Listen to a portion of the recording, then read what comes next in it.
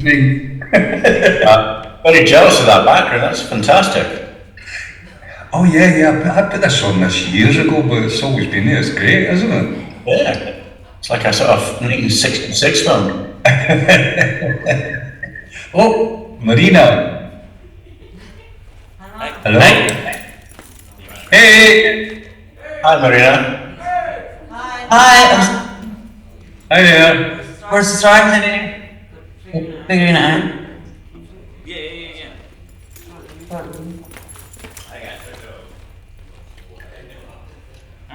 All right. Good morning, gentlemen. Morning. Thank you for joining us. Very. No, okay. It's good to study.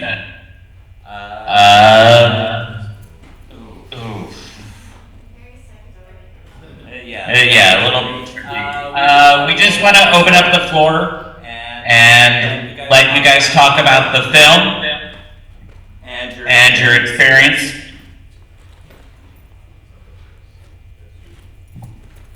So, do you want Sean and I to chat, or somebody want to ask a question?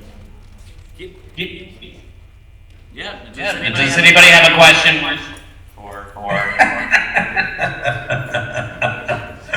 Hello. No? Hi there. What's that? Sorry, I can't hear you.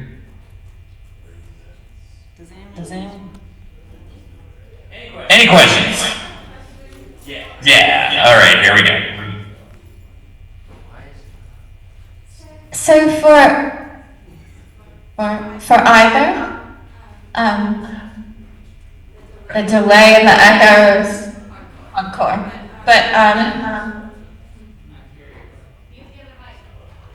I guess what viewing now,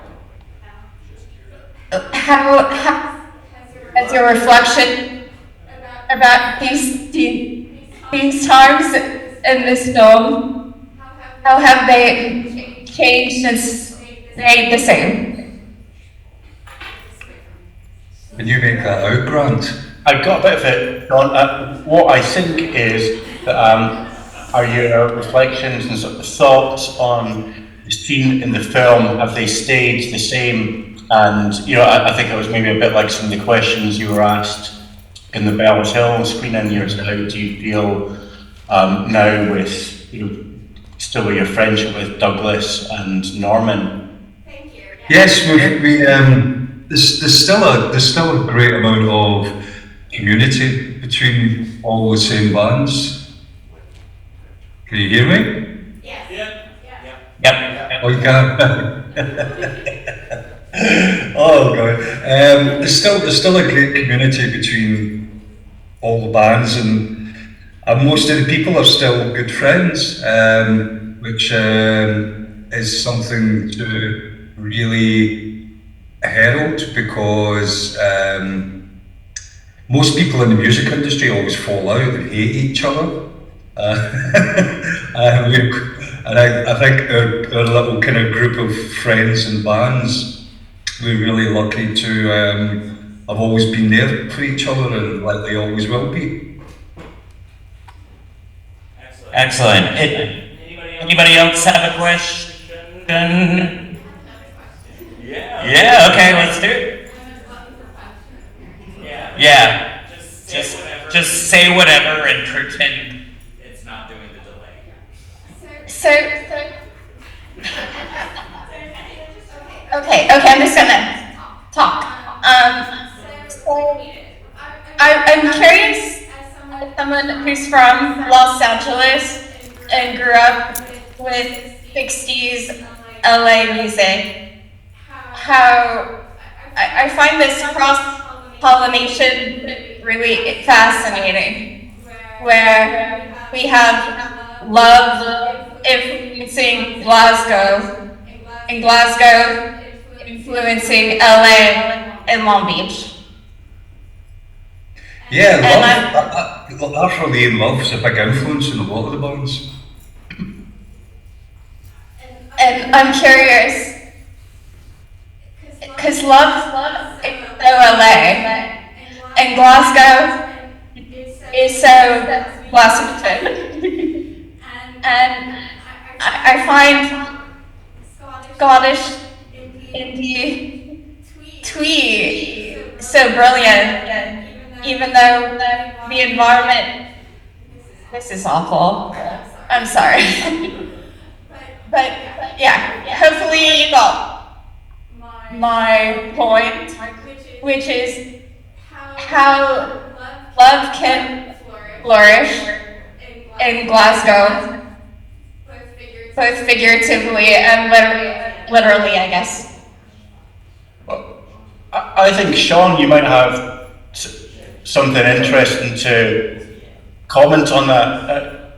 I'm a little bit younger, but I remember a shop which Sean worked in Glasgow in the 80s called Flip. And, you know, I think one of the reasons like Love and the first version of The Birds, I think, was so popular and, you know, sort of heralded because they were so exotic to Scotland at the time. And Flip, the shop Sean worked in, was a shop, one of the very first shops which was import American clothes and sort of fashions. And when Levi's 501s came back into fashion, and it's like a huge thing. I remember being taken there and just not being able to really sort of comprehend what I was seeing. Everything seemed like something from a movie. You know, I never saw people wearing any sort of fashion like that, and I think Sean would probably be able to, you know, talk about that more, how that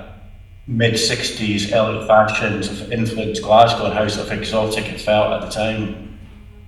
You have to remember before before our theme, if you want to call it, there was the postcard records scene, which would have been early 80s, with, you know, bands like Orange Juice and Joseph K and the rest. And yeah, Grant's right, there was a clothing store called Flip of Hollywood, which there must have been one in Hollywood, and this was just like a branch of it that opened in Glasgow.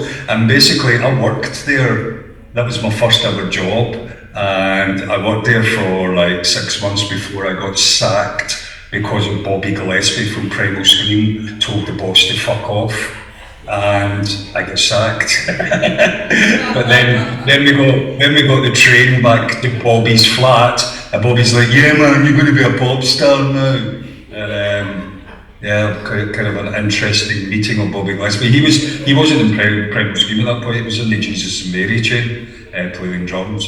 But that shop used to have containers shipped over from America, mostly from the West Coast, to be honest, so it must have come from Hollywood, must have came from LA. And in those containers was just huge amounts of American 50s and 60s clothes that were tied up in metal bales, like you would do with hay. And some of our job was to open the bales and go through all the clothes and pick all the stuff that was good, and then it was all shipped away to get washed.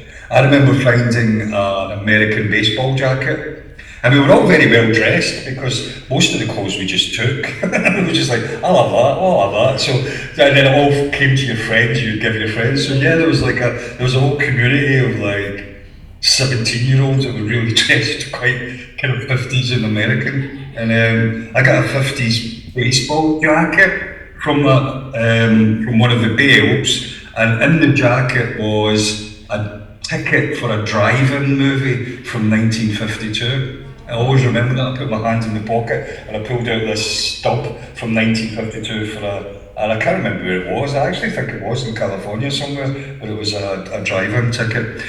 So yeah, a lot of the bands used to kind of like congregate around that shop, and across from the shop was a bar called the Rock Garden, which was a very kind of hangout for rock and roll and bands as well.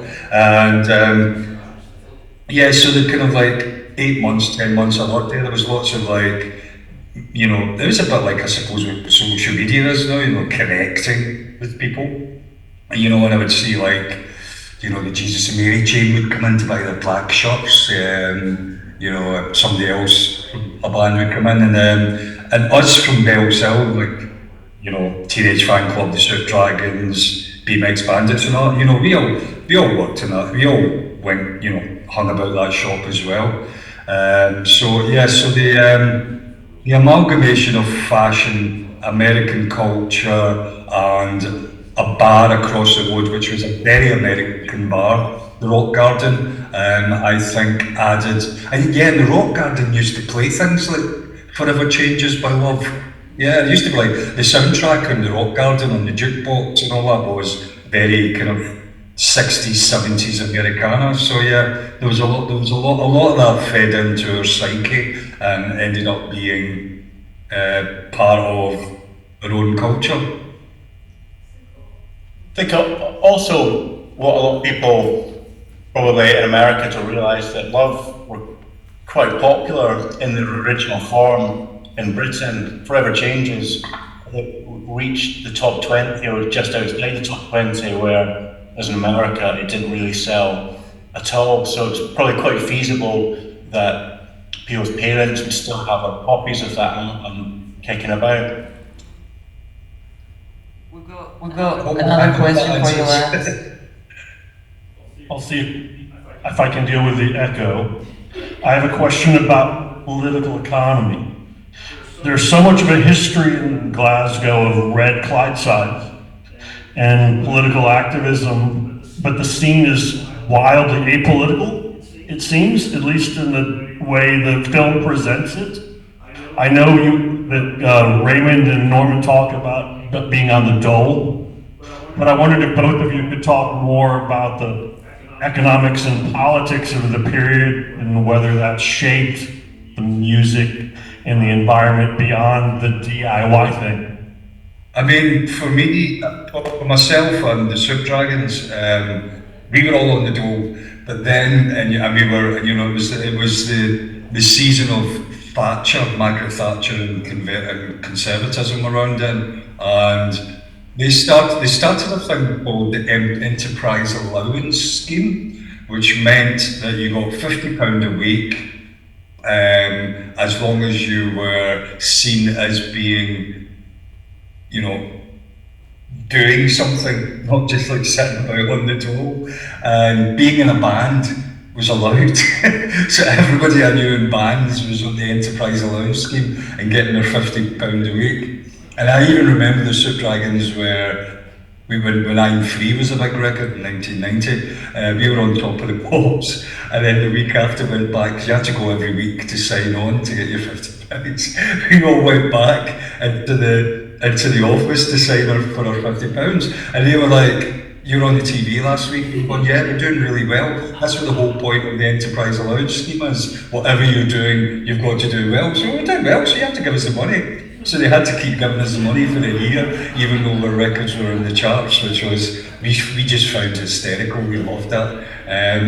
But like all the bands, yeah, but everybody was on the dole. Nobody had a job. I mean, and like I had a job in Flip, as I said, months, and it was paid really badly. But the only reason I done it was because it was quite rock and roll, and there was loads of music getting played. There was loads of bands coming in and whatever.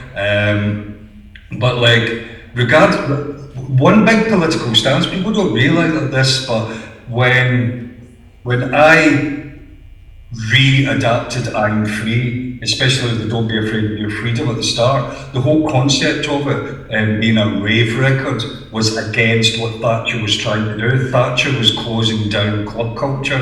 Thatcher wanted to make it illegal for anybody to have raves in the middle of a field and all this. So when I heard the Rolling Stones song, it kind of came into my head that maybe I could actually make it much more apparent for the times we were living in, and that's where Don't Be Afraid of Your Freedom and the whole concept about being I'm free against the big guns kind of thing. It's us against them. Yeah, so there was a slightly kind of punk attitude and a slightly political stance to all that, and there wasn't with a lot of music that was coming out of Glasgow at that time, but it was much more of a punk attitude, and to us the punk attitude was basically us against them. So they were the ones that we had to fight against. Speaking to that, do you not see parallels with the current culture? And is that bringing a new research of the music and the youth culture? It's really hard to parallel culture with culture back then because of social media. Because social media is basically taking over politics, taking over music, taking over fashion, taking over culture. We had to find our culture. We had to create communities by friendships, real friendships, not friendships on a computer. And those friendships are longer lasting. I think because of that. I mean, I'd be interested to see how social media and the way bands get together now through social media. Is that a longer lasting project, or is that just a short flash in the pan trying to be viral? That horrible word everybody uses these days. There was nothing viral about what we did. It was basically we were all looking after each other, but we were all obviously invested in our own projects. Any other question in the audience? Yeah. Yeah. Let's try this. Aside from television personalities, was there a particular band that influenced a lot of the Scottish bands? Like, New York Dolls influenced all the London punk stuff? What was that for the early Scottish scene? Wow, that's a good question. I think that's with myself, Norman and Douglas. Our music was all quite eclectic, like myself and Norman were like into a lot of dub reggae as well at the time. We were playing a lot of King Tubby records. I mean, our John Peel was a bit of our saviour, and if you ever listen to those early John Peel shows, they were really eclectic. It wasn't like John Peel playing the television personalities in the pastels every 5 minutes. There was like a whole world of music that you didn't know existed until you heard John Peel play certain things. And then, before the internet, you basically had to go to record shops and, deep dive in your own way through record tracks. We used to go to records, I don't know if you have these in California, but we could go to record fairs, which was a big thing back then, which was like one a month in Glasgow, and record fairs were kind of a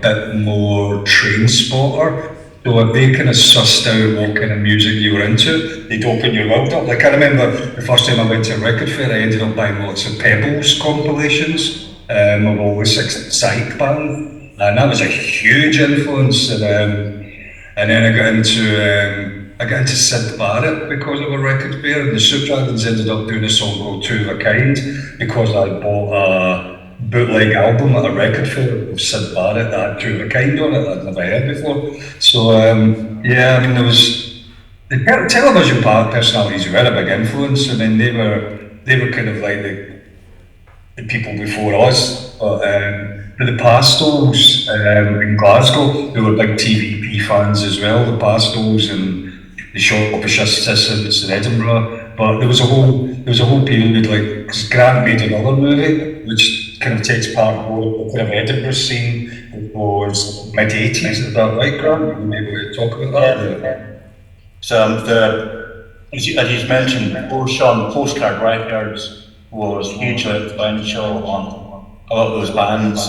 I think it's difficult to illustrate how little music was created in Glasgow before Postcard Records, and I think for the youth of that city, being able to see youngsters, especially youngsters who were on the door as well, having success in relative terms in John Peel and in the music press was pretty instrumental in inspiring that whole next generation. And I think something else that Sean touched upon was like the record fairs, that it's also difficult to think of in these days when you can get any track you want on YouTube or Spotify.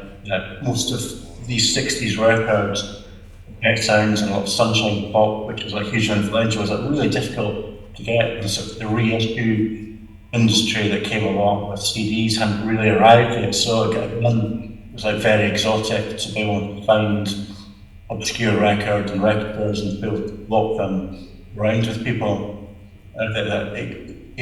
Difficulty and exoticism, as Sean alluded to, the sort of pre-social media where people would be able to find things out for themselves, was like hugely influential.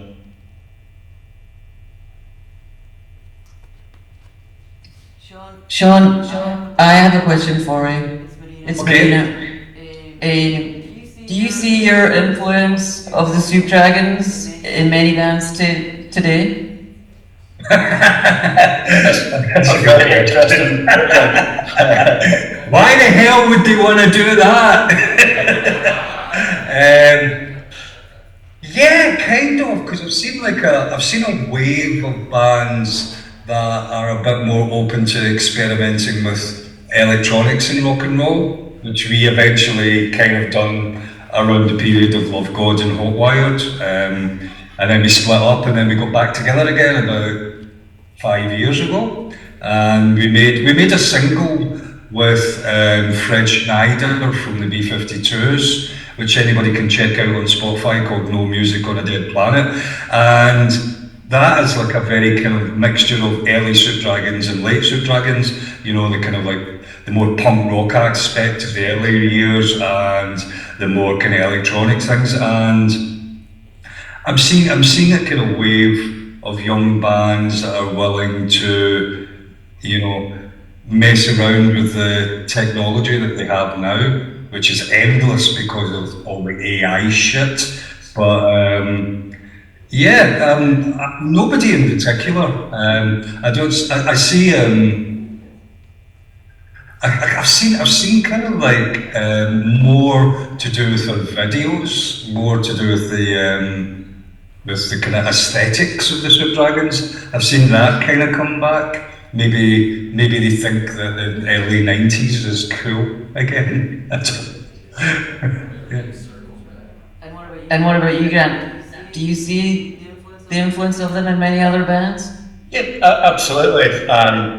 Yesterday was the anniversary of the single coming out in the UK, and the day before in Glasgow, Pitbull was playing, and Pitbull has a song called Freedom, which very, very heavily uses non-Rolling Stones elements of I'm Free, and you know, I think Bobby Gillespie would never admit it, but there are huge influences of Soup Dragons in Primal Scream, and I think there's very little argument for that. I think what is possibly the biggest influence is that the Soup Dragons were, like, I don't know in America if you have like such a big thing about Christmas number ones, but in like the UK, that's like a huge thing. Who's the Christmas number one? But there's also who's like has the big hit of the summer each year, which you don't really get in Scotland. You can see the sun is just starting to rise above me. That's probably all the sun, which we'll get. But that's a huge thing in Britain, like the summer number one and summer like big hit, and the Soup Dragons like I'm Free is one of those songs, and it becomes something sort of perennial that every year everybody knows in the UK I'm Free by the Soup Dragons, because it reminds them of the summer, and it always appears. And I think that is just seeped into people's consciousness over the years when people try and create this big hit of the summer. Part of the DNA of the Soup Dragons I'm Free is always in there. It's great.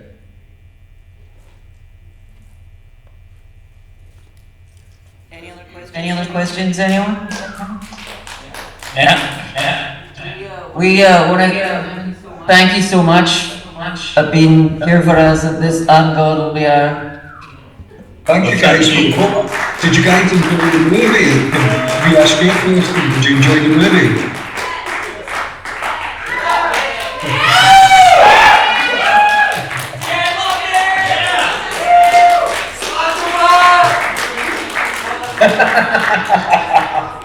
Lovely. Fantastic. Thank you everybody for coming to see it. Thank you, everybody. Well, thank you guys. Morning! Good night. Bye. Bye.